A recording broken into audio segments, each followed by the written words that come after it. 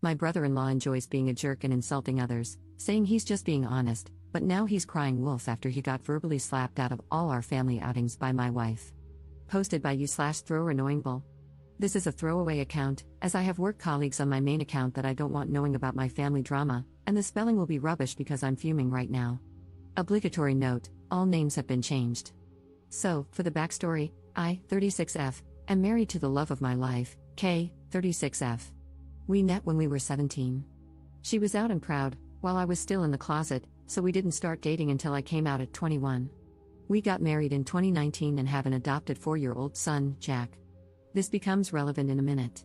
My sister, Sarah, 27F, has a long-term boyfriend, Steve, 28M, who the family cannot stand. They've been together for 8 years, and the whole family has hated him from the first time we met him.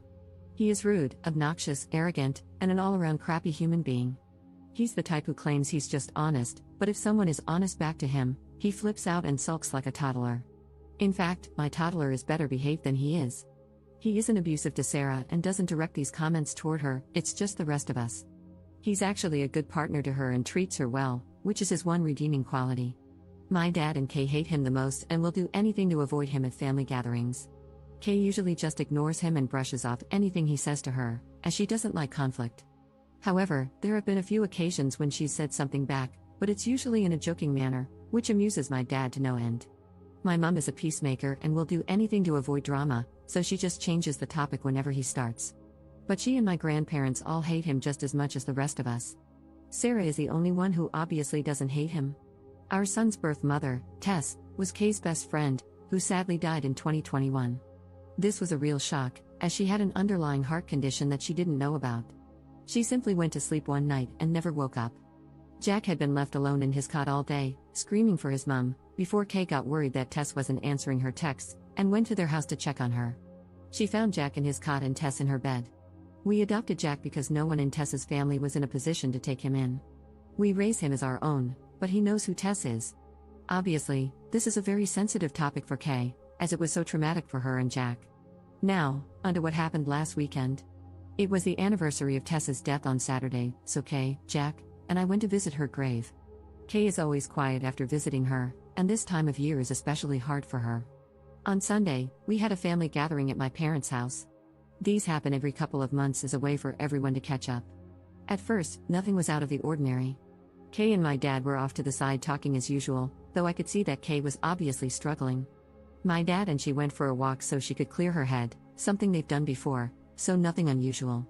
However, Steve had an issue with this and asked why they had left and why he wasn't invited to walk with them. I explained about Tess and said Kay just needed a minute.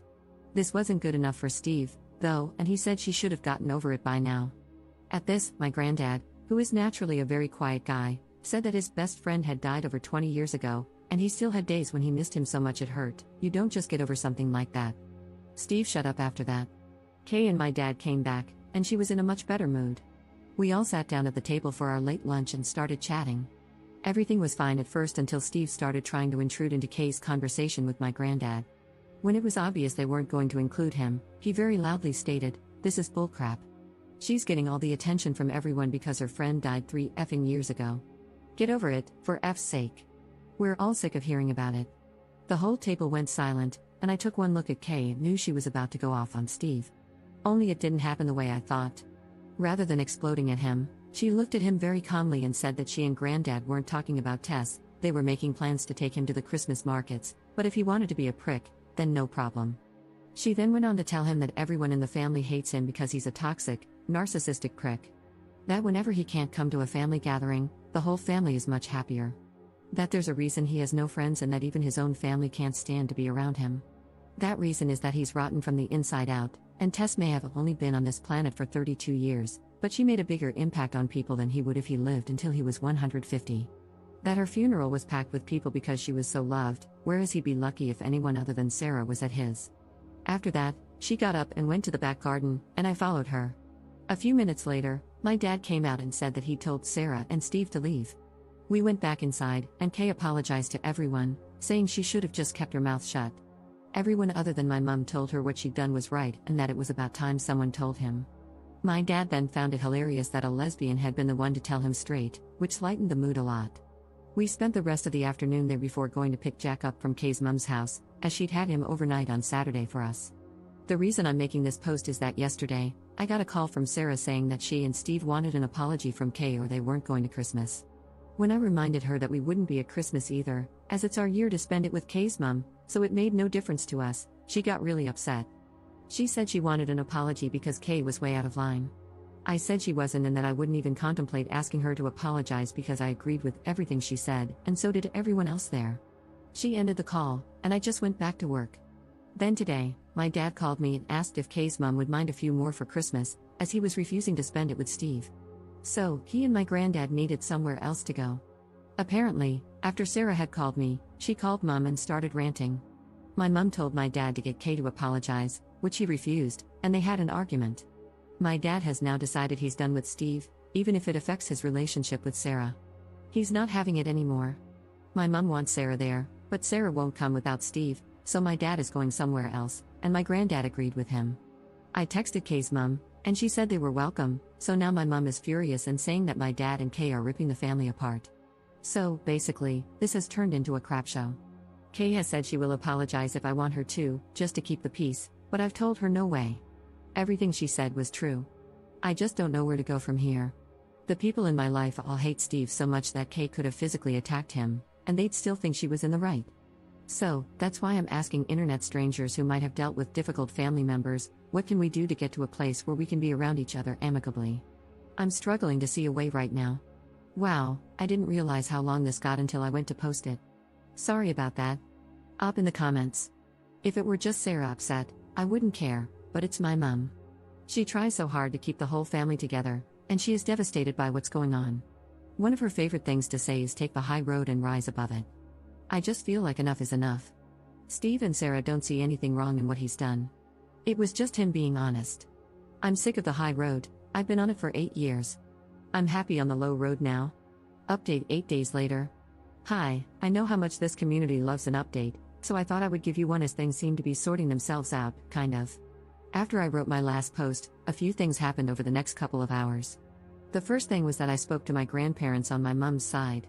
They were there when this all happened, but they're like my mum and just constantly try to keep the peace, that's where she gets it from. They were supposed to be spending Christmas with my mum this year, but they changed their minds and decided to spend it with my uncle instead. They have made the decision to not be around Steve either, as he causes too much drama. They asked if they could come and see us and Jack on the 23rd before they head off to my uncle's, which I happily agreed to. This really surprised me and outright shocked my mum because, as I said, they are the biggest take the high road type of people I've ever met, but even they'd had enough. The next thing that happened was my dad called to let me know that Steve and Sarah had now decided they want Kay to make a public apology in front of the whole family and admit she was lying, and that the family loves Steve. He was laughing as he told me this and called them delusional, so any small chance of a superficial apology went out the window. The third thing that happened was Jack getting home from after-school club with a recorder that I am sorely tempted to shove up the teacher's backside. So, all in all, it wasn't a great day. Through talking to people on here, I also realized that Steve has been trying to push Kay and me out of the family. He's been organizing trips that he knows we wouldn't be able to go on. We wouldn't have gone anyway, as a weekend away with him sounds worse than a paper cut to the eyeball. He's also constantly trying to get my dad away from Kay whenever we're all together. I think this is because he's jealous of Kay and Dad's relationship, as they're very close and go on trips to classic car shows several times a year together, usually with my granddad as well. Anyway, things went quiet for a few days until the weekend. Our town has a big Christmas fair that runs from November through December, and we always go to it with Mum, Dad, Granddad, and Kay's mum. We decided to cheer my mum up a bit by going on Sunday and then going out for dinner after. My mum was told that if Sarah or Steve showed up, we would all leave, and she promised they wouldn't be there. Things were a bit awkward at first but settled after a while. At one point, Jack got my mum and Dad to take him on the giant snow slide. As my mum walked back over to us, she had tears in her eyes. I pulled her to one side to see what was going on, and she said that while waiting in line, Jack had said he was happy Uncle Steve wasn't here. When my mum asked why, he said that Uncle Steve was a bad man. My mum tried to say he wasn't, but in typical stubborn 4-year-old fashion, he argued and said he'd learned in school that people who say mean things all the time are bad people, and Uncle Steve says mean things all the time, so he's a bad man, and he didn't like him. There had been a case of bullying in his class a few weeks ago, and the teacher had done a lesson on how wrong bullying is, so I think that's where this came from. This finally broke through to my mum. If even a 4-year-old can see what a horrible prick the man is, then she had to as well. She said she felt stuck because she hated Steve and agreed with everything Kay has said, but she loves Sarah and doesn't want to isolate her. I told her I would always be there for her, but I wasn't putting myself, Jack, or Kay through being around Steve again, and she needed to think about what she wants, not what I want, or Dad, or Kay, or Jack, or her parents, or Sarah, or Steve, but what she wants. She went quiet and then said that Kay's mom had told her she was welcome at hers for Christmas if she wanted to and that she could decide on Christmas Day if she wanted. Kay's mom would save her a plate. We went back to the group, and a little while later, I saw Mom and Kay's mom having a deep discussion while walking behind us. Neither will say what they talked about, but Mom seemed a bit happier after their talk.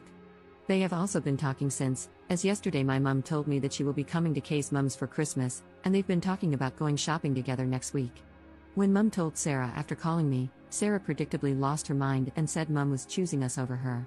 My mom told her she was choosing to have a good Christmas rather than being belittled and made miserable, all for the sake of Steve and his so-called honesty. Sarah then called me and asked if I was happy that I'd won. She then did the unforgivable and used a few homophobic slurs toward me and Kay and called Jack the product of a WH-re. I ended the call, blocked her everywhere, and then let my family know what had happened and that I never wanted to speak to her again. They're all as appalled as I am, and Mike Annie, Mom's mom, called Sarah and apparently told her she was dead to her, as she won't have a bigot in the family. Sarah has been trying to reach out to apologize because she knows she has stepped over the unforgivable line, but I've just kept blocking the fake accounts she's been making on Instagram. Steve tried reaching out to my dad after this, and when he eventually answered, Steve tried to say that Sarah was just angry and didn't mean it. According to Mom, Dad ended up giving him a verbal lashing and told him he was the worst thing that had ever happened to Sarah and our family. My dad has told Sarah he is disgusted with her but will be there for her if she leaves Steve. Until then, good luck. Mom has gone low contact as well but wants to keep the door open so that Sarah isn't completely isolated. I had a few people saying that Steve may be abusive toward Sarah, but I really don't think he is. He usually acts like a prick when the attention isn't on him. He knows that when he says obnoxious things, all the attention is on him, and he revels in it. After Sarah's outburst, I just think they're both toxic and feed off each other's toxicity. She lets him get away with the things he says because she gets pleasure out of watching us all bite our tongues and keep quiet. So, Mom's angry, Dad's angry, our 3 grandparents are angry, and the extended family is angry. Kay is being my rock, but I can tell she's really angry about what Sarah said toward Jack. I'm just sad and done with it all. At least now I know what she really thinks about Jack, Kay, and me, so there's that. Not the perfect update, but we move on. It will be nice this Christmas to have both sides of the family together for the first time and not have to worry about Steve being a jerk, but I'm sad that this is how my relationship with my sister has ended. I'm trying to get into the Christmas spirit, but it's a tough one right now. The only things that make me smile are Kay and Jack being goofy idiots to cheer me up. However, the recorder can go to hell. I curse whoever invented the thing, like seriously, screw you. Thanks for all the support in my original post and for opening my eyes to a few things. Maybe internet strangers are the way to go for advice after all. Hope you all have a good Christmas/holidays. Second update 1 month later. Hi all, relationship_advice only allows for one update, so I thought I'd post this here as I've still got people reaching out for an update about Christmas. This might be a bit anticlimactic, but nothing much has happened. Sarah stopped trying to reach out to me during the first week of December after one final message through a mutual friend, saying that she loves me and sorry. My dad spoke to her once on Christmas Eve to wish her, and her alone, a Merry Christmas. My mom has spoken to her a few times and even had breakfast with her on Christmas Eve, but that's it. As far as I'm aware, Steve and Sarah spent Christmas at their house alone. I do know they went to a party on Boxing Day with one of Sarah's friends, and Steve was on his best behavior, according to someone I know who was there. Maybe he's learning, who knows? I did have a few people asking about why Steve and his family don't speak. After talking to my dad, I found out that Steve said something to his brother's wife at a family gathering, which led to his brother and him having a huge argument that turned physical. After that, Steve's brother refused to have him around himself, his wife, or his kids, so Steve's mom and dad told him he wasn't welcome at family events anymore. They went very low contact with him. Apparently, he gets a phone call on his birthday and Christmas, but that's about it. My dad was told this by Sarah, who was there when it happened. As per usual, she tried to downplay the whole thing and say that Steve's family was overreacting. Sounds oddly familiar. We spent Christmas at Kay's mom's house, and my mom, dad, and granddad all came as well. My mom and Kay's mom haven't ever really spent a lot of time together, but they have been recently, and they've become good friends, meeting up for lunch and going shopping together a few times. It's a bit of an odd pairing, as my mum is very straight-laced, and Kay's mum was a punk when she was younger and is now really into Wicca and natural healing. Seeing my mum dressed in her Sunday best and Kay's mum in her Sex Pistols hoodie is an odd sight, but they get along great, so that's nice. Christmas overall was good, nothing special, just relaxing. Without Steve being around, there was no need to be on edge. Jack was very spoiled and loved every second of it. I'll be honest and say I miss my sister a lot, and part of me really wanted to call her on Christmas Day, but I know I can't have her in my life right now. That's about it, really, all very boring. I still want to launch Jack's recorder into the sun, but he loves it, and his rendition of London's Burning is improving.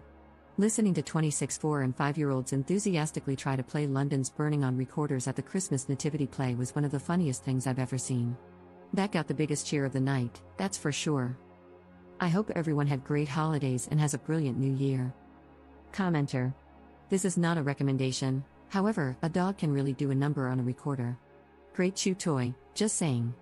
Ops response. Funny you should say that. We have been offered a rescue puppy that will be ready in a few weeks, so if we get one, he or she could solve our problems.